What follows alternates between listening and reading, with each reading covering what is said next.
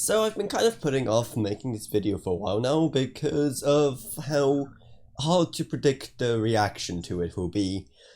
But it's something I found rather interesting, so I just wanted to talk about it. As over the past few days, for events that I probably don't have to mention, a lot of tech YouTubers have been, speaking out, getting real political, and that led many of their fans to get rather divided on the issue of whether they should get political in the first place or whether they should just keep entertaining. And it's a debate that has existed in various forms over the ages now, primarily regarding, Hollywood celebrities and whether or not they should make political statements or not, partly because they're not there to teach people, they're there to entertain, and also because, according to many people, they just didn't really have the real life knowledge to make real political claims to lots of impressionable fans. And I never really liked the argument because who's there preventing them from ever saying anything political? However, additionally, when it comes to YouTubers, there's also this whole notion that they're more down to earth than your regular Hollywood celebrities. They're always regarded as being, more in contact with their fans and with the real world, because in most cases they are. Most of them live way more normal lives than your Hollywood celebrities, but also,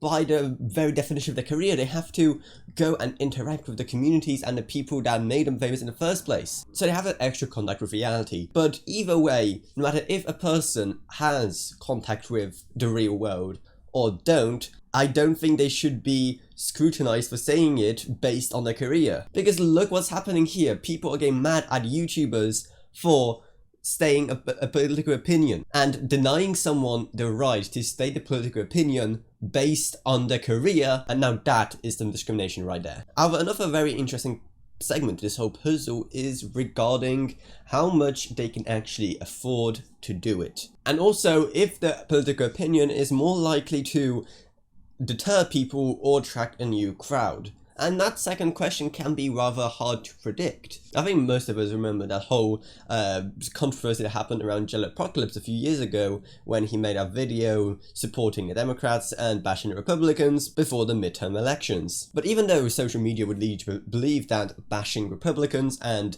stating that the Democrats are the saviors of the world is like the popular and normal and socially acceptable thing to do, we all saw what happened to their channel. They lost tens of thousands, if not more, subscribers because of that video. And it was for various reasons. Many were just angry Republicans who just didn't like what was being said about them. Some weren't even Republicans, but just didn't really like how he bashed them in the first place. While others just didn't like he was getting political in the first place. But I still think that if you can get political and you can maybe afford a possible loss of subscribers, then more power to you. It's a free country. I think you should use your platform to state your political opinions if you really feel like so. And even though I disagreed with a lot of Apocalypse's video, using cancel culture against him may not really be the best way to go about it, because it just discourages more people from trying to be political on a platform, which for some, that may be a good thing, but however, overall, it is creating actual discrimination. People are being people, because of their careers, are not allowed to state political opinions.